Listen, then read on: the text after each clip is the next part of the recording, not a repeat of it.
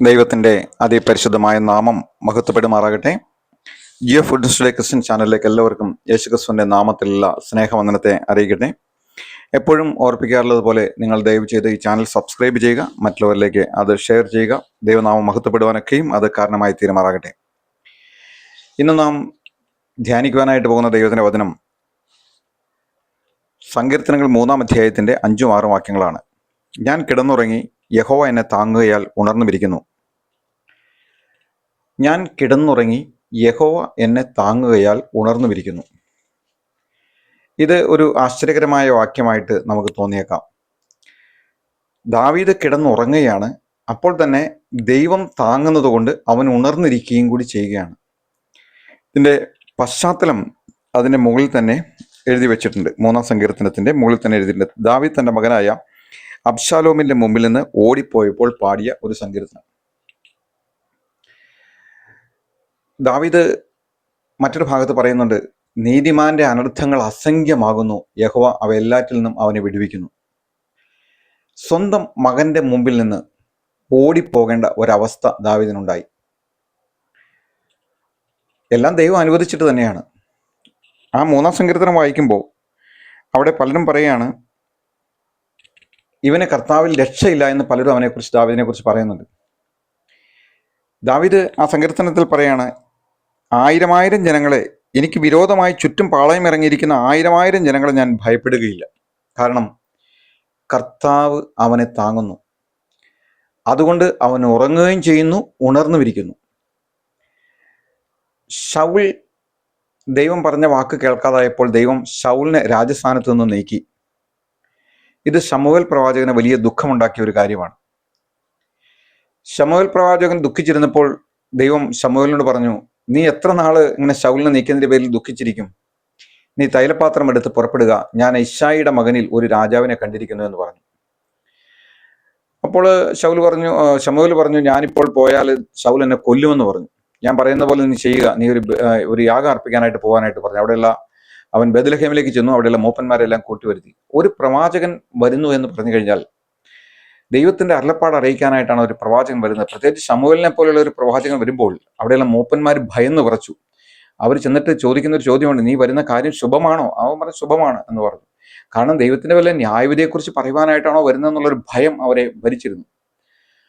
ഒരു പ്രവാചകന്റെ ദൗത്യം ദൈവത്തിന്റെ അരുളപ്പാടുകളെ ദൈവത്തിൽ നിന്ന് കേട്ട് ജനത്തോട് അറിയിക്കുക എന്നുള്ളതാണ്. അന്ന് പ്രവാചകന്മാരെ ഭയമുണ്ടായിരുന്ന ഒരു കാലഘട്ടം. പ്രവാചകന്മാർ പറയുന്നത് അതുപോലെ സംഭവിക്കുന്ന ഒരു കാലഘട്ടം. ദൈവമായിട്ട് നല്ല ബന്ധമുള്ള പ്രവാചകൻ ശമൂവേൽ പ്രവാചകൻ. അങ്ങനെ ശമൂവേൽ അവിടെ ചെന്നു, പന്തിക്കിരിക്കാനായിട്ട് പറഞ്ഞു. ഇശ്ശായിയുടെ കുടുംബത്തിലുള്ളവരെയും കൂടെ പന്തിക്ക് ക്ഷണിച്ചു. അങ്ങനെ ഇശ്ശായിയുടെ കുടുംബത്തിൽ ഓരോരുത്തർ വന്നു. ദൈവം പറഞ്ഞു, ഞാൻ പറയുന്നവനെ നീ രാജാവായിട്ട് അഭിഷേകം ചെയ്യണമെന്ന് പറഞ്ഞു. അപ്പം ഇശ്ശായിയുടെ മൂത്ത മകൻ വന്നു. നല്ല കോമള രൂപൻ, നല്ല ഉയരമുണ്ട്, കാണാൻ നല്ല ഭംഗിയൊക്കെ ഉണ്ട്. അപ്പോൾ ദൈവം പറഞ്ഞു, മനുഷ്യൻ പുറമേ ഉള്ളത് നോക്കുന്നു, ഞാനോ ഹൃദയങ്ങളെ നോക്കുന്നു, ഞാൻ അവനെ തിരഞ്ഞെടുത്തില്ല എന്ന് പറഞ്ഞു. അങ്ങനെ ഇശ്ശായിയുടെ മക്കളിൽ 7 പേരെയും അവന്റെ മുൻപാകെ കൊണ്ടുവന്നു. 7 പേരെയും ദൈവം തിരഞ്ഞെടുത്തില്ല എന്ന് പറഞ്ഞു. പിന്നീട് ശമൂവേൽ പ്രവാചകൻ ഇശ്ശായിയോട് ചോദിച്ചു, നിന്റെ മക്കൾ എല്ലാവരും ആയോ? ഇനി ഒരുവനുണ്ട്, അവൻ കാട്ടിലാണ്. ശരി, അവനും കൂടെ വരണം, അവനും കൂടെ വന്നിട്ടാണ് എനിക്ക് പന്തിക്കിരിക്കാൻ പറ്റുകയുള്ളൂ എന്ന് പറഞ്ഞു. അങ്ങനെ കാട്ടിൽ നിന്ന് ആളയച്ച് ദാവീദിനെ വരുത്തി. ദാവീദ് ആട് മേയ്ക്കുവാനായിട്ട് പോയിരിക്കുകയായിരുന്നു. വലിയ വിദ്യാഭ്യാസമൊന്നുമില്ല, വലിയ മറ്റ് ജോലികളൊന്നും ഇല്ലാത്ത ഒരു മനുഷ്യൻ. ആടിനെ മേയ്ക്കുക എന്നുള്ള ഒരു ജോലിയായിരുന്നു അവനുണ്ടായിരുന്നത്. അവനെ വരുത്തിയപ്പോൾ ദൈവം പറഞ്ഞു, ഇവനെ അഭിഷേകം ചെയ്യാനായിട്ട് പറഞ്ഞു. അങ്ങനെ ശമൂവേൽ തൻ്റെ തൈലക്കൊമ്പെടുത്ത് ദാവീദിനെ രാജാവായിട്ട് അഭിഷേകം ചെയ്തു. പക്ഷെ പിന്നീട് ദാവീദിന്റെ ദുരന്തങ്ങളുടെ ഒരു യാത്രയായിരുന്നു ഉണ്ടായിരുന്നത്. ശൗൽ രാജാവിന്റെ അടുക്കൽ പോകേണ്ടതായിട്ട് വന്നു. മല്ലനായ ഗോലിയാത്തിനെ തോൽപ്പിച്ചു.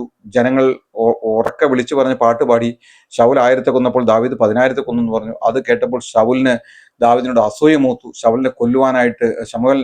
ദാവീദിനെ കൊല്ലുവാനായിട്ട് ശൗല് കാടുകൾ മുഴുവൻ ഓടിച്ചു. ഒടുവിൽ ശൗൽ മരിച്ചു. അതിനുശേഷം രാജ്യത്വം ദാവീദിന്റെ കയ്യിൽ വന്നു ചേർന്നു. പക്ഷേ പിന്നീട് തൻ്റെ സ്വന്തം മകൻ തനിക്കെതിരായിട്ട് തീർന്നു.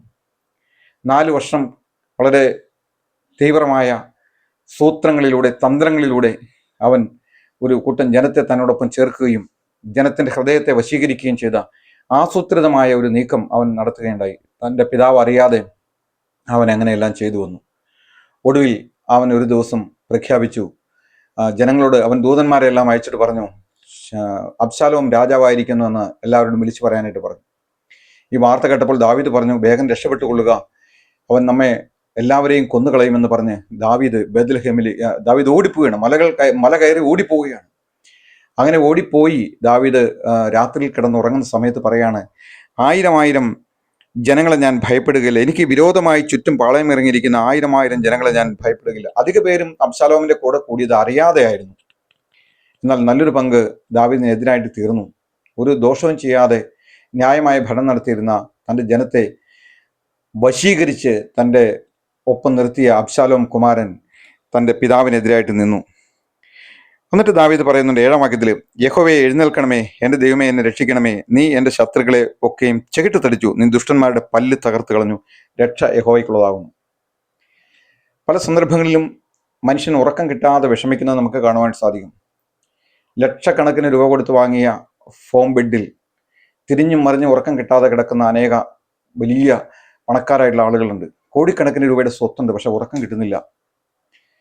അതുപോലെ എല്ലാ സുഖസൗകര്യങ്ങളും ഉണ്ടായിട്ട് ഉറക്കം കിട്ടാത്ത ധാരാളം ആളുകളുണ്ട്. സ്വന്തം മകന്റെ മുമ്പിൽ നിന്ന് പ്രാണഭയത്തോടെ ഓടി രക്ഷപ്പെട്ടു പോകുന്ന ദാവീദ് ഏതോ ഒരു മലയിൽ കിടന്നുകൊണ്ട്, ഏതോ ഒരു വനത്തിൽ കിടന്നുകൊണ്ട് അവൻ പറയുകയാണ്, ഞാൻ കിടന്നുറങ്ങി, യഹോവ എന്നെ താങ്ങുകയാൽ ഉണർന്നുമിരിക്കുന്നു. അവൻ ഉറങ്ങുകയാണ്, സമാധാനത്തോടെ കിടന്നുറങ്ങുകയാണ്. അപ്പോൾ തന്നെ അവനൊരു കാര്യം അറിയാം, തനിക്കെതിരെ കരുനീക്കങ്ങളുമായിട്ട് ശത്രു പിന്തുടർന്ന് വന്നാൽ അവൻ ഉണർന്നാണ് ഇരിക്കുന്നത്. ദൈവം അപ്പം തന്നെ അവൻ എഴുന്നേൽപ്പിക്കത്തക്ക രീതിയിൽ ഉണർന്നിരുന്നുകൊണ്ട് ഉറങ്ങുന്ന ഒരുത്തൻ, തൻ്റെ ചുറ്റും നടക്കുന്നത് അറിഞ്ഞുകൊണ്ട് ഉറങ്ങുന്ന ഒരുത്തൻ. എനിക്കത് കേട്ടപ്പോൾ ഭയങ്കര സന്തോഷം തോന്നി. എന്നെയും ദൈവം ചില സന്ദർഭങ്ങളിൽ ശത്രുവിൻ്റെ പാളയത്തിൽ നിന്ന് രക്ഷപ്പെടുത്തുവാൻ തക്കവണ്ണം ഇങ്ങനെയുള്ള സാഹചര്യങ്ങളെല്ലാം ഒരുക്കിയിട്ടുണ്ട്. ഞാൻ ഉറങ്ങുമ്പോൾ തന്നെ ഉണർന്നിരിക്കുന്ന ഒരവസ്ഥ ദൈവദാസന്മാർക്ക്, ദൈവഭക്തന്മാർക്കെല്ലാം ദൈവം കൊടുക്കുന്ന ഒരു അനുഗ്രഹിക്കപ്പെട്ട ഒരു കാര്യമാണത്. ദാവീദ് പറയുകയാണ്, ഞാൻ കിടന്നുറങ്ങി, യഹോവ എന്നെ താങ്ങുകയാൽ ഞാൻ ഉണർന്നിരിക്കുന്നു. അബ്ശാലോം കുമാരൻ തൻ്റെ പടയാളികളുമായിട്ട് പിന്തുടർന്ന് വന്നേക്കാം, തന്നെ കൊന്നേക്കാം, പക്ഷേ ദൈവം അവനെ താങ്ങുകയാണ്, അവൻ ഉണർന്നിരിക്കുകയാണ്. അതിനുശേഷം തൻ്റെ പട്ടാളക്കാരുടെ 3 പേരെ, പട്ടാള മേധാവികളെ 3ആയിട്ട് തിരിച്ച് അവരുടെ കീഴിൽ അണികളെല്ലാം നിരത്തിയതിനു ശേഷം അവൻ യുദ്ധത്തിന് അവരെ അയക്കുകയാണ്. ദാവീദ് പുറപ്പെടാൻ തുടങ്ങിയപ്പോൾ അവർ പറഞ്ഞു, നീ വരണ്ട, നീ 10,000 പേരിനേക്കാൾ ഞങ്ങൾക്ക് തുല്യനാണ്, 10,000 പേർക്ക് തുല്യനാണ്, നീ വരണ്ട എന്ന് പറഞ്ഞ് ദാവീദിനെ അവിടെ നിർത്തി. അതിനുശേഷം അവർ യുദ്ധത്തിന് പോവുകയാണ്. അങ്ങനെ അവിടെ ചെന്ന് യുദ്ധം ചെയ്തു. അന്ന് വാളുകൊണ്ട് കൊന്നതിനേക്കാൾ അധികം പേരെ വനത്താൽ കൊല്ലപ്പെടുവാൻ ഇടയായിട്ട് തീർന്നു. ഒരുപക്ഷെ ക്രൂര മൃഗങ്ങളെ കൊന്നതാകാം. പല രീതിയിലും വനത്തിൽ മരിച്ചുപോയ അനേക ആൾക്കാരുണ്ട്. എന്നാൽ യുദ്ധം കൊടുമ്പിരിക്കൊണ്ടു. ദാവീദിന്റെ ആളുകൾ അബ്ശാലോമിനെതിരെ തിരിഞ്ഞു. അബ്ശാലോം ഓടിപ്പോയി. നല്ല നീട്ടമുള്ള മുടിയുള്ള ഒരുവനായിരുന്നു അബ്ശാലോം. അവൻ ഓടിപ്പോകുന്ന പോക്കിൽ അവൻ്റെ മുടി ഒരു കരുവേലകത്തിന്റെ കൊമ്പിൽ പിടിക്കുകയും അവൻ്റെ കീഴിരുന്ന കോവർ കഴുത അവനെ വിട്ട് ഓടിപ്പോവുകയും ചെയ്തു. അവൻ അവിടെ തൂങ്ങിക്കിടന്നു. യോവാബ് എന്ന് പറയുന്ന ദാവീദിന്റെ പടനായകൻ 3 കുന്തങ്ങളുമായിട്ട് ചെന്ന് അവനെ കുത്തുകയും യോവാബിന്റെ 10 ബാല്യക്കാരെ അവനെ വട്ടം കൂടി നിന്ന് വളഞ്ഞ് അടിച്ചു കൊല്ലുകയും ചെയ്തു. രാജ്യത്വം ദാവീദിന് സ്ഥിരപ്പെടുന്നത് നമുക്ക് കാണുവാൻ സാധിക്കും. എന്നെ കേൾക്കുന്ന പ്രിയ സഹോദര, പ്രിയ സഹോദരി, ഒരുപക്ഷെ നിന്റെ ജീവിതത്തിൽ ശത്രു നിന്നെ വളഞ്ഞിരിക്കുമ്പോൾ ഒരു ശത്രു ആയിരിക്കില്ല. നിന്റെ ചുറ്റും നിന്ന് നീ ഒരു ദ്രോഹവും ചെയ്യാതിരുന്നിട്ടും വെറുതെ ദ്രോഹിക്കുന്ന ആളുകൾ നിന്റെ ചുറ്റുപാടുകളിൽ നിന്ന്, നിന്റെ സ്വന്തക്കാരിൽ നിന്ന്, നിന്റെ ബന്ധുമിത്രാദികളിൽ നിന്ന്, നിന്റെ അയൽവക്കംകാരിൽ നിന്ന് അവർ കൂട്ടം കൂടി നിനക്കെതിരായിട്ട് തിരിയുമ്പോൾ നീ ഒന്ന് ഓർത്തുകൊള്ളണം, നീ ഉറങ്ങുമ്പോൾ ദൈവം നിന്നെ താങ്ങുന്നു, നീ ഉണർന്നുമിരിക്കുന്നു. ശത്രുവിന്റെ നീക്കങ്ങളെ മുൻകൂട്ടി കാണിച്ചു തരുന്ന ദൈവം, അവൻ നമുക്ക് ചുറ്റും പാളയമിറങ്ങിയിരിക്കുന്ന ശത്രുക്കളെ ഭയപ്പെടാതെ വണ്ണം ദൈവദൂതന്മാരെ നമുക്ക് ചുറ്റും കാവലാക്കി വെച്ചിരിക്കുന്നു.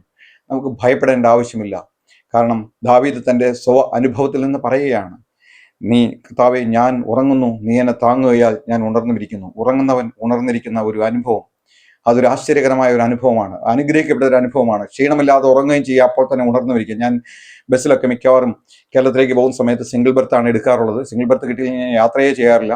സിംഗിൾ ബർത്തിൽ ഞാൻ യാത്ര ചെയ്യുമ്പോൾ ഞാൻ സമാധാനമായിട്ട് അവിടെ കിടന്നുറങ്ങും. എൻ്റെ ബാഗ്, പേഴ്സ് എല്ലാം ആരെങ്കിലും എൻ്റെ ശരീരത്തിൽ ടച്ച് ചെയ്താൽ എനിക്ക് അപ്പം തന്നെ അറിയാനായിട്ട് സാധിക്കും. ഉറങ്ങുമ്പോൾ ഉണർന്നിരിക്കുന്ന അനുഗ്രഹിക്കപ്പെട്ട അവസ്ഥ. എന്നെ കേൾക്കുന്ന പ്രിയ സഹോദര, പ്രിയ സഹോദരി, ദൈവം മനുഷ്യന്റെ ഹൃദയങ്ങളെ നോക്കുന്നവനാണ്. ദൈവം മനുഷ്യന്റെ മുഖമോ നിന്റെ സമ്പത്തോ നിന്റെ സൗകര്യങ്ങളോ നിന്റെ പാരമ്പര്യമോ ഒന്നും ദൈവം നോക്കുന്നില്ല. നിന്റെ ഹൃദയം പരമാർത്ഥതയുള്ളതാണെങ്കിൽ തീർച്ചയായിട്ടും ദൈവം നിന്നെ സഹായിക്കുകയും നീ ഉറങ്ങുമ്പോൾ അവൻ നിന്നെ താങ്ങുകയും ചെയ്യും. നിന്റെ ചുറ്റും 1000 പേർ പാളയമിറങ്ങിയാലും ദൈവം തന്റെ ദൂതന്മാരെ അയച്ച് നിന്നെ വിടുവിക്കുന്ന സർവശക്തനായ ഒരു ദൈവം നമുക്കുണ്ട്. ആ ദൈവം നമ്മുടെ പിതാവാണ്, സർവശക്തനായ ദൈവമാണ്. കർത്താവായ യേശു ക്രിസ്തു മുഖാന്തരം നമുക്ക് ദൈവം വലിയ വാഗ്ദത്തങ്ങളും രക്ഷയും നൽകിയിരിക്കുകയാണ്. ഇന്ന് വചനം നിങ്ങളെ കേൾക്കുമ്പോൾ ഉറങ്ങാതെ നീ ഇരിക്കുന്നുവെങ്കിൽ നീ സമാധാനത്തോടെ കിടന്നുറങ്ങുവാൻ തക്കവണ്ണം ദൈവവചനത്തെ ധ്യാനിക്കുക. ദൈവം നിനക്ക് സമാധാനകരമായ ഉറക്കം തരും. കാരണം നമ്മുടെ ദൈവം അങ്ങനെയുള്ള ദൈവം ഉറക്കം കൊടുക്കുന്നവനാണ്. ദൈവം ഉറക്കം കൊടുക്കുന്ന ദൈവമാണ്. ദൈവം ഉറക്കം കൊടുത്തില്ലെങ്കിൽ മനുഷ്യന് ശരിക്കും ഉറങ്ങാനായിട്ട് കഴിയില്ല. കേൾക്കുന്ന പ്രിയ സഹോദര, പ്രിയ സഹോദരി, ദൈവസന്നിധിയിൽ, ദൈവകൃപയിൽ, ദൈവകരങ്ങളിൽ ഉണരുവാൻ തക്കവണ്ണം ദൈവം നമ്മെ ഇന്നത്തെ വചന കേൾവിയാൽ സഹായിക്കട്ടെ. ദൈവനാമം ഇന്നേക്കും മഹത്വപ്പെടുമാറാകട്ടെ. നമുക്ക് പ്രാർത്ഥിക്കാം. ഞങ്ങളെ കേൾക്കുന്ന ഞങ്ങളുടെ സ്വർഗീയ നല്ല പിതാവായ ദൈവമേ, ഈ അനുഗ്രഹിക്കപ്പെട്ട നല്ല ദിവസത്തിനായിട്ട് സ്തോത്രം. കർത്താവെ, ഒരു കാരണവുമില്ലാതെ ശത്രുക്കൾ ഞങ്ങൾക്കെതിരായിട്ട് തിരിയുമ്പോൾ, ഒരുപക്ഷെ ഞങ്ങളുടെ ഭവനത്തിലുള്ളവർ തന്നെ ഞങ്ങൾക്കെതിരായിട്ട് തിരിയുമ്പോൾ, കർത്താവെ, ഞങ്ങളെ ചുറ്റും നിന്ന് കർത്താവെ ഞങ്ങളെ വിഴുങ്ങിക്കളയുവാൻ ശത്രു പാളയം ഇറങ്ങുമ്പോൾ, കർത്താവെ, ഞങ്ങൾ ഭയപ്പെടാതെ ഞങ്ങളുടെ കർത്താവിൻ്റെ കരങ്ങളിൽ ഞങ്ങൾ സുരക്ഷിതനായിരിക്കുന്നതിനായിട്ട് ഞങ്ങൾ അങ്ങേ സ്തുതിക്കുന്നു. കർത്താവെ, ദൈവമേ, യേശാവിൻ്റെ മുമ്പിൽ നിന്ന് ഓടിപ്പോകുന്ന യാക്കോബ് വനത്തിലാക്കപ്പെട്ടപ്പോൾ, കർത്താവെ, ഇനി മുന്നോട്ട് പോകാൻ കഴിയില്ല, വലിയ ഇരുട്ടായി, ക്രൂര മൃഗങ്ങളുള്ള കാട്ടിൽ ഒരു കല്ലെടുത്ത് തലയണയായിട്ട് വെച്ച് അവൻ കിടന്നുറങ്ങിയപ്പോൾ, ദൈവമേ, ദൂതന്മാർ ഇറങ്ങുകയും കയറുകയും ചെയ്യുന്ന ഒരു കോണി അവൻ കാണുകയുണ്ടായി. കർത്താവ്, ഞങ്ങൾ എവിടെയായിരുന്നാലും ഞങ്ങളെ സൂക്ഷിക്കുന്ന, ഞങ്ങളെ രക്ഷിക്കുന്ന, ഞങ്ങൾക്ക് ചുറ്റും ദൂതന്മാരയക്കുന്ന ഒരു നല്ല കർത്താവ് ഞങ്ങൾക്കുള്ളതിനായിട്ട് സ്തോത്രം. കർത്താവ്, ഞങ്ങൾ അങ്ങേക്ക് നന്ദി പറയുന്നു, ഞങ്ങൾ അങ്ങേ സ്തുതിക്കുന്ന വചനം കേട്ട ഓരോ മക്കളെ അനുഗ്രഹിക്കണമേ. കർത്താവ്, പ്രത്യേകിച്ച് കർത്താവ്, ഈ ചാനൽ സബ്സ്ക്രൈബ് ചെയ്തിരിക്കുന്ന ഓരോരുത്തർക്കായിട്ടും പ്രാർത്ഥിക്കുന്നു. കർത്താവ്, അവരുടെ എല്ലാ ആവശ്യങ്ങളുടെ മേലും കൂടെ ഇരിക്കണം. കർത്താവ്, അവരുടെ പ്രശ്നങ്ങളുടെ മേൽ കർത്താവ് കരുണ കാണിക്കണം. അവരുടെ എന്തെല്ലാം ആവശ്യങ്ങളുണ്ടോ അതിന്മേലെല്ലാം കർത്താവ് അവരെ അനുഗ്രഹിക്കണമെന്ന് യേശുവിന്റെ നാമത്തിൽ പ്രാർത്ഥിക്കുന്നു. കർത്താവ്, സഹായിക്കണം.